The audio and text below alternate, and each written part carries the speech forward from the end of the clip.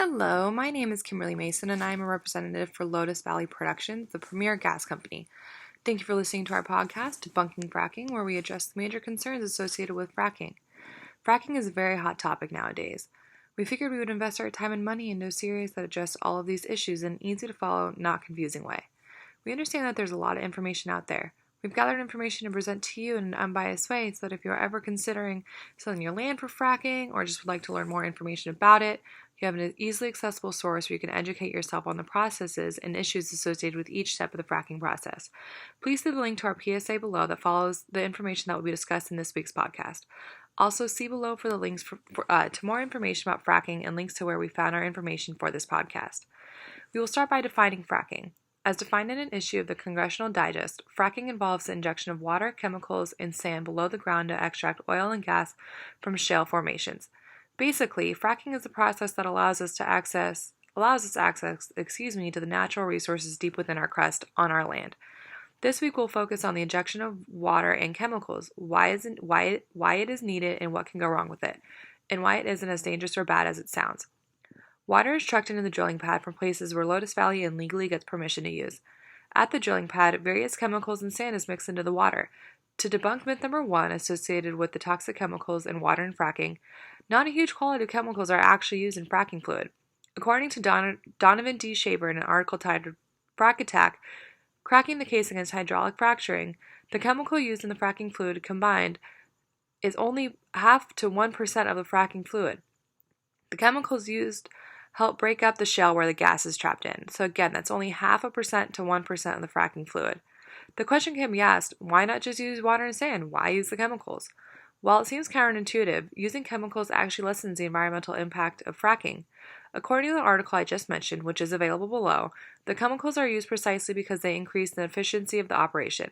The reduced equipment requirements in turn reduce the land area that needs to be cleared and the amount of diesel fuel that needs to be burned. As a result, more trees are left standing and fewer benzene particles are released into the air. If chemicals are used correctly in efficiency, the benefits of using chemicals outweigh the negatives. We would not be completely honest if we did not mention that there are negatives to using chemicals. If you look on the diagram on the first page of our PSA, issues associated with fracking are either planned or prepared for, or there are accidental or unplanned problems. Most of the time, all issues revolving chemicals are unplanned. We hear stories about natural groundwater being contaminated with toxic chemicals. If this happens, which is rarely, it is because there has been a spill of the flowback water. The flowback water is that water that is blasted in the ground and comes back up again.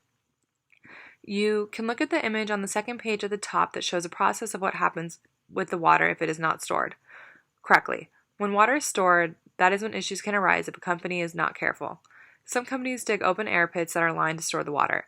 Sometimes if a storm happens and the pit becomes overfilled, the toxic water can run off into a local source. There are laws in place that mandate what kind of lining is to be used, and they need to be sufficient, and some that say that where the water is stored, the pits need to be a sufficient distance away from surface water. However, accidents like leaks happen. Some states require that water is only stored in watertight tanks. An image of these tanks is provided by the North Carolina Health newspaper is seen in the upper left-hand corner of our PSA. Excuse me, that was my producer telling me to hurry this up. Right below that is an image of a storage pit from Monty Tank, a company that sells the materials needed for the maintenance of a safe pit. Lotus Valley uses more of the storage tanks as seen in the first photo. Val Washington, a former deputy commissioner of the New York Department of Environmental Conservation, that was a big one, says that there's a real vulnerability in having chemicals at these kind of volumes out there, but it is more an industrial kind of threat, rather than a threat from fracking itself. He furthers that it is the companies that need to claim responsibility for the accidents and needs to find a way to stop them from happening. These kind of threats are the ones that need to be closely watched because chemicals can do more harm than gas, like methane, contaminating water sources. This is discussed in another podcast. Another common misconception is that toxic water that is drilled into the ground can directly contaminate groundwater supplies. This is nearly impossible because of where the shale is that the water is drilled into and where the groundwater is. There's thousands of feet separating the two. In an image available on our PSA, obtained from Energy in Depth, you can see how far the shale is from the groundwater. Again, it is nearly impossible for water to journey that far up, through thousands of feet of rock to directly contaminate the groundwater stored in the earth. In summary, toxic chemicals are used in the fracking process to make the processes more efficient, which in turn helps lessen the emissions caused by fracking. Toxic chemicals are an industrial hazard associated with fracking. However, these issues can be controlled and lessened by enacting laws that regulate the kind of lining used in storage pits, where these storage pits are located, or mandate that flowback just be stored in tanks, like we use, Lotus Valley.